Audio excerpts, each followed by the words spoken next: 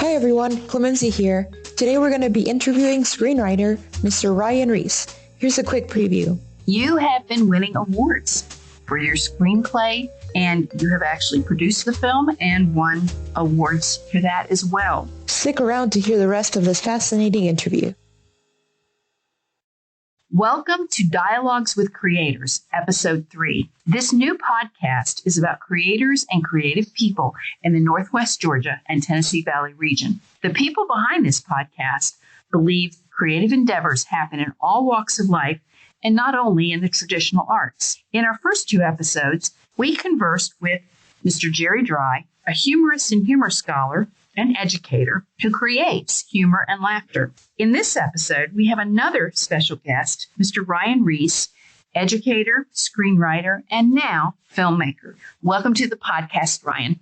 Hi, thank you so much for having me. It's common to introduce a person with their credentials and credits. Where did you go to college and beyond?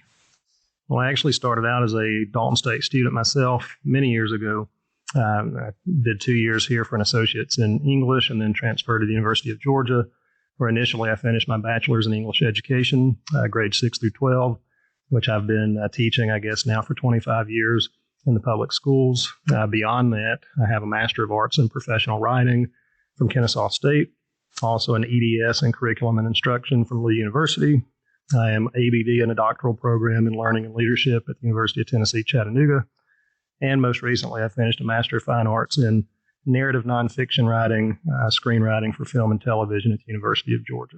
Okay, so you have a lot of credentials in education and writing and teaching English. You are known to the Dalton State community for your work in the classroom, which has been prolific. You've taught in several areas, and we will discuss that later in the podcast. However, I'd like to start with your work as a screenwriter. When did your interest in the film industry and screenwriting start? I guess truly the interest began when I was a younger person in my high school career. It was an option that I always thought was a possibility, but I was risk averse when I was an 18-year-old kid. I wasn't going to move to New York or LA and do those things which are so traditional or stereotypical, depending on how you look at it. I always believed, that film writing and directing and producing was a possibility. It just took a long time to kind of get to that point. Fortunately, as most people listening probably know, Georgia is really doing well with filmmaking. Now we're, depending on how you look at the data, we're number 3 in the world in film production here in the state and doing really great things. And so fortunately, Hollywood brought those possibilities to not only me, but really anybody living within the state or close by in Chattanooga or Cleveland. So when the occasion finally presented itself in my 40s, I went back to school for the formal education in screenwriting, but it's something that I'd been doing informally for many years prior to that, in addition to poetry and creative nonfiction and fiction writing as well. Wonderful. The Department of Communication at Dalton State College has a pretty close relationship with the Georgia Film Academy. In fact, our producer, Ms. Calencia Villafuerte, is a student at the Georgia Film Academy.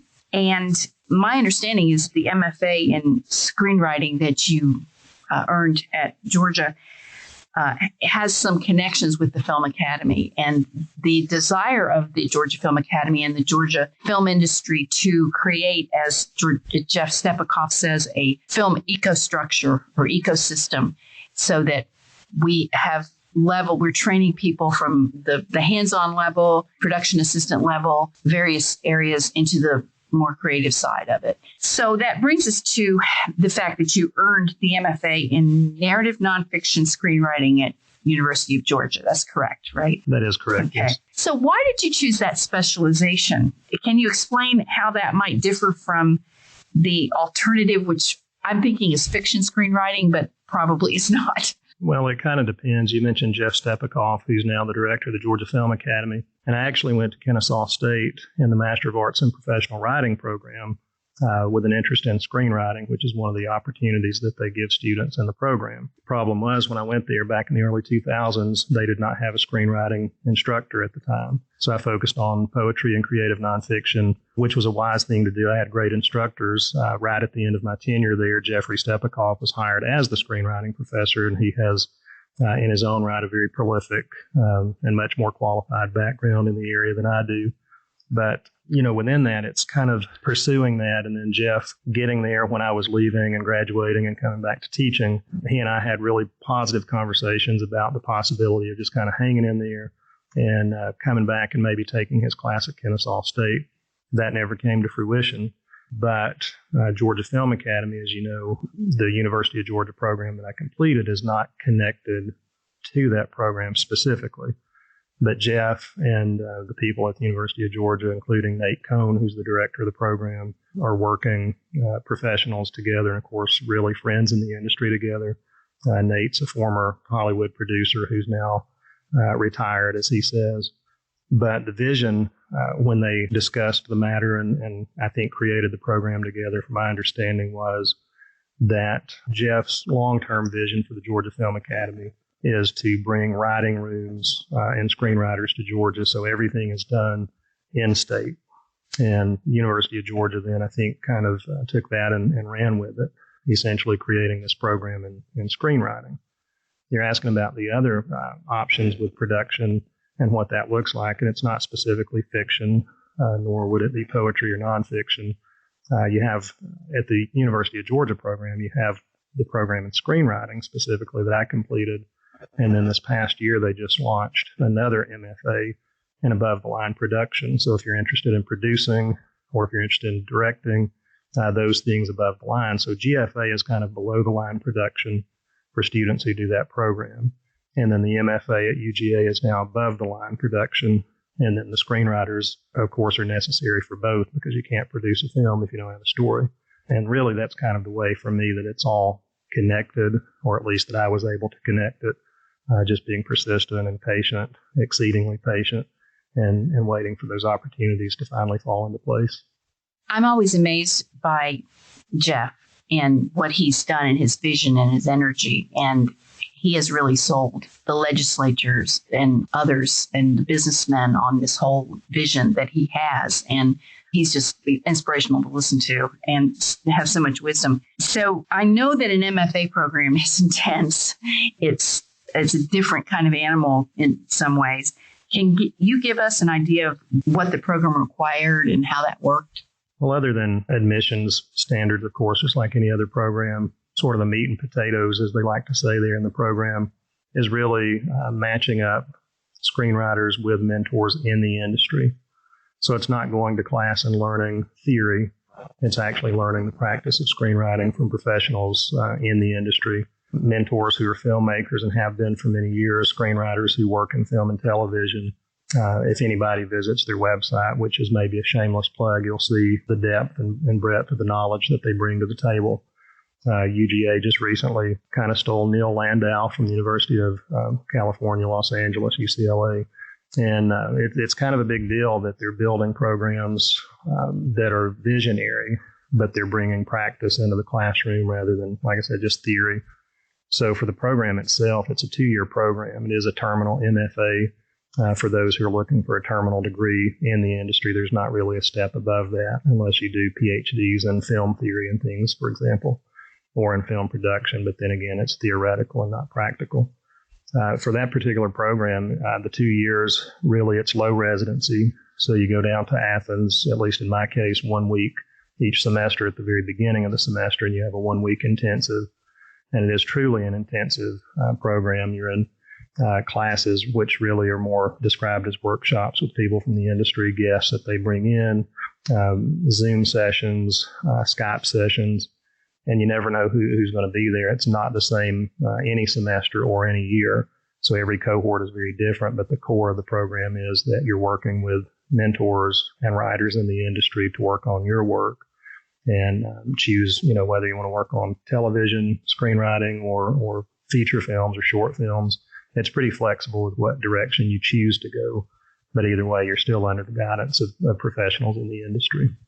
So when you go into the program, you would state what your major interest is as far as television or the short films or the feature films, and then they would connect you with a mentor? Essentially, that's true. Now, in my case, as a second year student, we were the second cohort that did the program.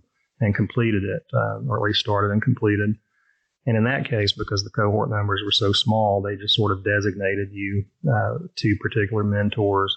And then when you got in for the first week intensive, if someone is more interested in television writing versus feature film writing, then they would kind of swap and trade, if people were more interested in one or the other. Fortunately for me, I knew what I wanted to do primarily. I was actually the only one in my cohort who simply wanted to focus in on feature writing. Most other people had a deep interest in television writing, and not that I'm averse to that. I have an interest in it, but it's just not my first love and never really has been. I watch some TV, but I'm not, terribly invested in TV programs. But film is a very different way of storytelling, and it intrigues me much more. So for me, it was a pretty easy call. For others, they kind of moved around and got everybody in the right seats with the right people, and it was a great experience for everybody because of that. So I'm trying to envision this, and I'm thinking, since these are people who are really successful, right, and doing the work and know their field and their craft so much, you're really getting great wisdom, but you're also setting yourself up for some serious reality checks, I guess. I would say that's true. I don't want to give specific stories, but everybody's still learning, and the people in the industry are still learning. It's not an easy career path, and people that, yes, have had success who are mentoring and teaching in the program are still having to struggle for the next thing. So for all the successes they've had, there's no guaranteed sustainability in the industry. So the reality check that maybe you're referring to is just hearing narratives and stories from the people inside the business who they can't wave a magic wand and get you to where you want to be. And there are I think a lot of students in any program that feel like, hey, you're the expert. How did you do it? And they'll tell you point blank that everybody's story is very different and everybody's success is very different, and it's difficult to sustain over time. If you're going in thinking that, hey, I'm going to have huge success and I'm going to be an overnight sensation, that is not reality. You still have to get in the seat and write, and you still have to produce work and send it out and get rejected and really network. That's the biggest thing I think I took away from the program, is the power of networking and really connecting with people, and then also kind of fostering that and paying it forward to other people, which I try to do with my students here at Dalton State as well. So it's not an easy formula for anybody, I think, in the industry. And there's some reality there. Sometimes when people might get impatient and ask some of the mentors to, give them connections to their agent or to people in the industry, that is just not a reality. But if you do good work and you're a quality person, they will do all that they can to help you be successful. And I think it's a pretty cool, trade-off to be able to have, several mentors that I can text or call in the industry that I do know and get feedback from and actually get real face time with. And that's been a very positive aspect of the program for me personally. Yes, I work more in the short fiction realm with my writing. And it's the same, though, is that everyone wants to be an overnight success. Yeah. And that's a myth. I think so. So it takes a lot of work and a lot of time. In light of that, and I hope this is not an impossible question, when you look back on the program, what are the major standout points of the experience? Well, that's pretty extensive. So I think I'll start with one thing that I've already said, is actually having real mentors who are invested in you. Yes, of course, they're getting paid, to be there for, being adjunct or full-time faculty. But beyond that, they truly do care about the professionalism and the degree of success that they've had in terms of giving you, real life stories and scenarios, which are really priceless. Just hearing people's stories sometimes. And then I think some of the other bigger aspects of it in terms of things that we would do, being able to screen a film and actually have the writer or the director or the producer come in and talk about that is, to me, a big win, just to kind of see the process from the ground up. As a new filmmaker, that was actually very inspiring to me and encouraged me to do what I did in making my first film. Mm-hmm. So there are so many things to kind of talk about that were positives. And there were some things that maybe at the time didn't seem like positives. I won't specifically name drop a special guest that we had, but, my first semester there, we had someone who's very successful and very prominent in the TV business who came in, and essentially we did a writer's room, and it was very intense. And if you weren't really gelling with the story that we were trying to tell, He was brutal and exactly just like they do in the industry. It was not, soft gloved hands for you. So if things weren't gelling with the story, he talked to you and treated you just like you were in the writer's room with him. And when you've got somebody that's got about 40 years of success in the business and can be very pointed and direct in the way that he approaches things, some people, I think, maybe got their feelings hurt from time to time because it was very intimidating. But he's also really awesome at what he does. So it was a learning experience, and yes, kind of terrifying at the same time right out of the gate the first semester there. But every experience was very different. The other mentors, everyone takes a very different approach to what they do. So we have, comedy writers who come in and television writers who come in, producers, directors, you name it. I've seen, great instruction from all of those people. Very inspirational speakers, even at the graduation ceremonies that they have. So it's a very interesting experience all the way around. And going back to Jeff Stepikoff, of course, he's well connected to the program, and he came and spoke to us about his vision for the state as well. So it was also very encouraging. Don't worry, I'm not going to ask you to name drop. No, it's okay. I wouldn't do that. Although probably some people are like me. Oh, who was it? What was that guy's name? So let's segue a little bit, and I really appreciate what you've said about the program there, because I think it might be helpful to maybe some of the younger filmmakers, and I might come back to it. But I want to spend a lot of time on your own writing. You have been winning awards for your screenplay, Illation, and you have actually produced the film and won awards for that as well. And so I'm going to get into those, but first, can you tell us, and I hate this question, but what is your screenplay about, and how is it about it? Thematically, I guess it's about the dangers of coming to conclusions without getting all the facts. I think that's the most direct way I can say it. It happens so often in so many different situations and circumstances. And as an educator, I've seen things happen in 25 years that, whether with the teachers or students or a combination of both, there are things that you just see that sometimes give you pause to say, wow, we really jumped to conclusions when we really didn't know the situation. And so it's not autobiographical. I've had people ask that question about this screenplay, I guess, every time anybody reads it. And that is actually not the case. But it's probably well informed from much of my experience at the same time as well.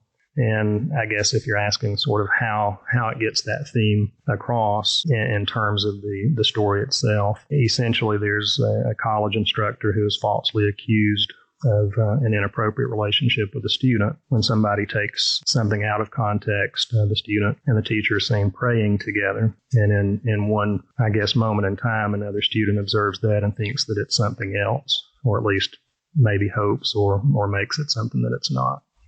So it's kind of a cautionary tale, I guess, a little bit about, the dangers of those things, jumping to conclusions when you don't have all the facts, and just how easy it is to do so, and who is left in the wake of those types of things when it happens, which I think happens maybe way too often. And, not to soapbox it, but we're in a cancel culture now that I think really magnifies that. So it's kind of, I guess, a way to look at that tender subject in a good and positive way. It may sound like a heavy subject, but it actually is a story that has an upending at the end, and things, that go wrong end up going well. So that's as vague and honest as I can be about it without spoiling too much of the details of the story. Well, I've seen it, and it's excellent, and we're going to get to that in a minute. Sure. But could you mention some of the awards that you've won for the screenplay? Well, there have been several. I guess I'll just maybe talk about the most recent one. I was one of the 4 final contenders. I didn't ultimately win, but the Just for Shorts Hollywood Screenplay Contest is the most recent one. Before that, there was the New York Screenwriters Guild competition. I actually was selected as a winner for that one, and then that resulted in actually getting to do a Zoom pitch with producers and writers in the industry. Ultimately, it wasn't the winner that ended up getting produced, which wasn't a total loss because I've already produced the film on my terms, and I'm satisfied with that. It was a really great experience to be able to talk, even though it was, virtually or through the screen, talking to people in the industry and pitching the story. That was actually really, really a great opportunity, and kind of terrifying as well, because initially they weren't supposed to be unmasked. And then when we logged into the Zoom, there they were. So getting to see them face to face was a little more intimidating than I expected. But, you pitch a story in 4 minutes or less, and I feel good in what I did with the pitch, but I don't feel bad that I didn't win ultimately. Mm-hmm. And then there have been others nationwide and a few Christian film festivals in the mix. And then my very first one was actually the Atlanta Screenwriting Festival, which was the very first one that it was chosen as a finalist in. So it's been around a little while and it's gained a lot of traction, but it's also maybe to a point where my mentor's telling me, okay, next, keep writing, keep moving on. So that's the thing. You want to nurture the baby, but you also want to continue working on the work. So yes, very good. Very good advice. And you said several things there that I want to branch off on, but you mentioned that it was in some Christian film festivals, and Right. it does. Do you feel it has a Christian message, or is that just a function of the characters and yourself and not so much you wouldn't call it a faith-based film? I would actually call it a faith-based film simply because my faith identity informs what I do. Is it overtly a Christian film? No.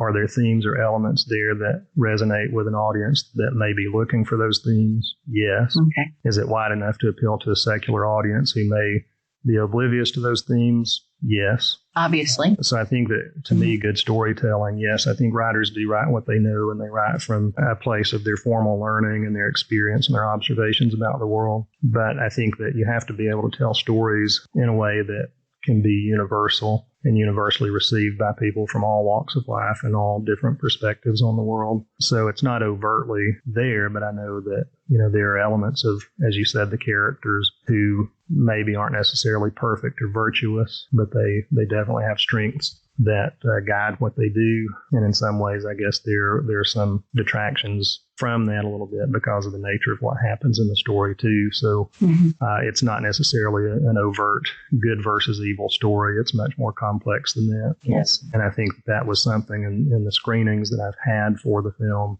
that I've been able to kind of feel and observe too, that it lands very differently for people, but it lands well for everybody, which is a great feeling. So. Yes, and in the first podcast, in the longer introduction I gave, I did say that at times we would address issues of faith in the podcast, but where it fits into the creative process. Right. So that does come up sometimes.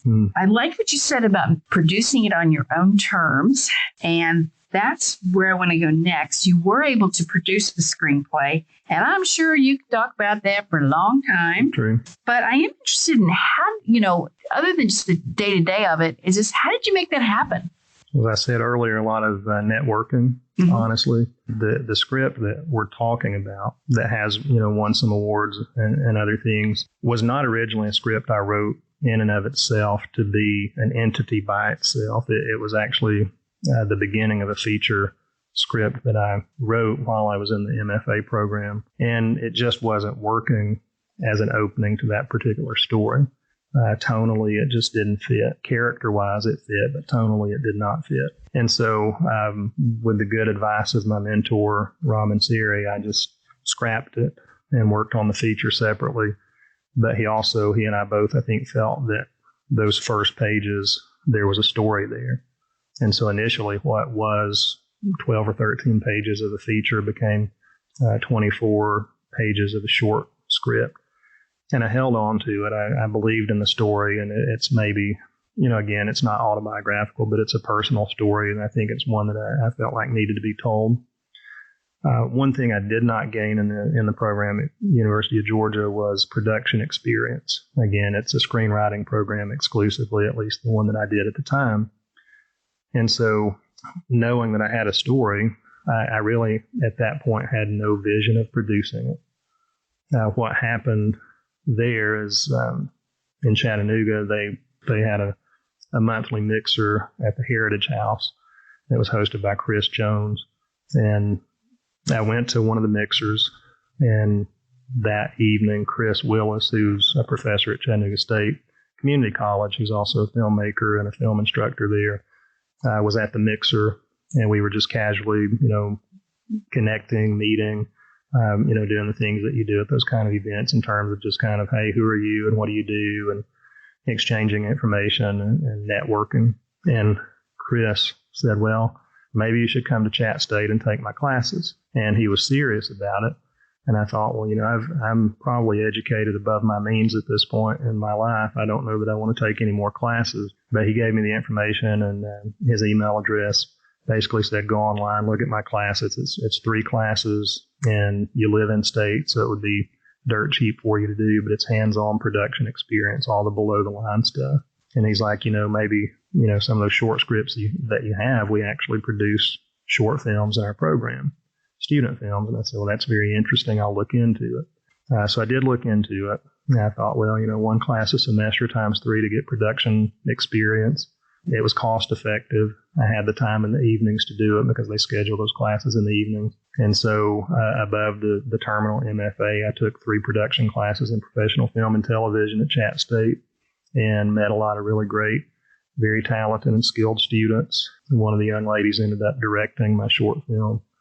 And Chris, because of his network, he had a DP who was for hire, Christian Eves. He's a filmmaker. I know you know Christian in a lot of different ways. He's on our committee here, but also, his work in the community.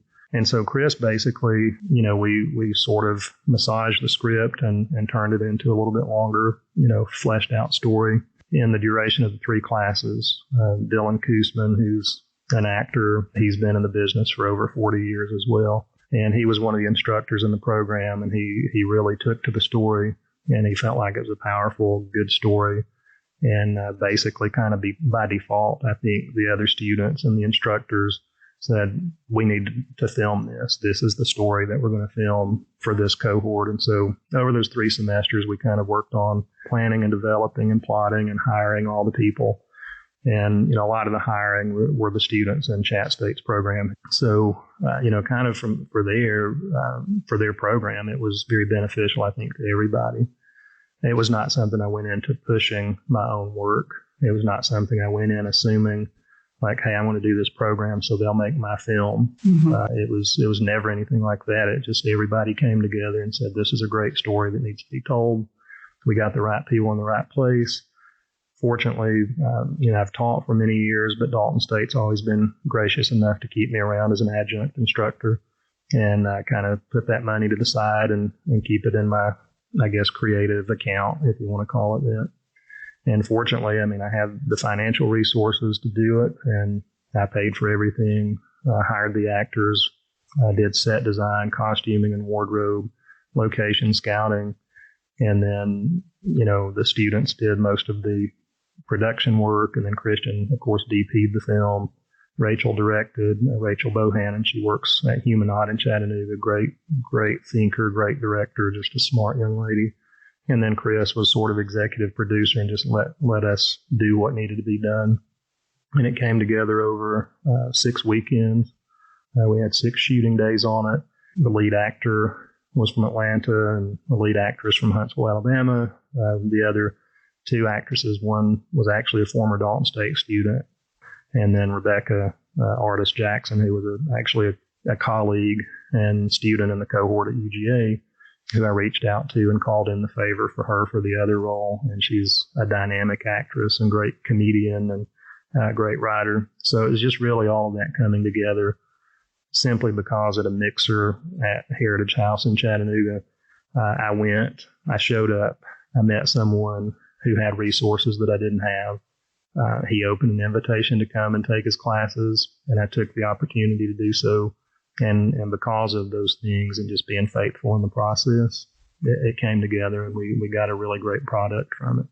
That's an amazing story, and I don't dislike it. I really love the film. I've been able to see it, and it does have a pull, an emotional oomph to it. I see it so much as about justice, maybe.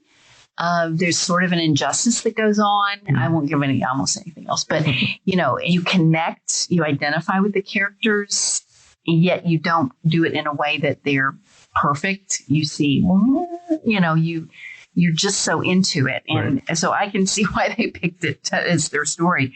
And if I may, say when we say they, the students in Chat State's program that picked it, we're talking about students who are 18, 19, 20, 21 years old. And this would not be a story that I would have initially envisioned that age demographic would have been that drawn to. But they really were behind it. And I've got to give them a lot of credit for that. I can see it, though, because they've all probably been or felt like they've been in a similar situation. You know, I can see that. So. Yeah. And had some empathy for those characters.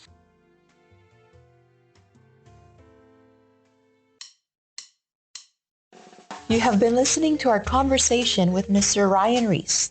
Come back next week for the second part of our interview, where he discusses the hardships of producing a film and advice for aspiring screenwriters.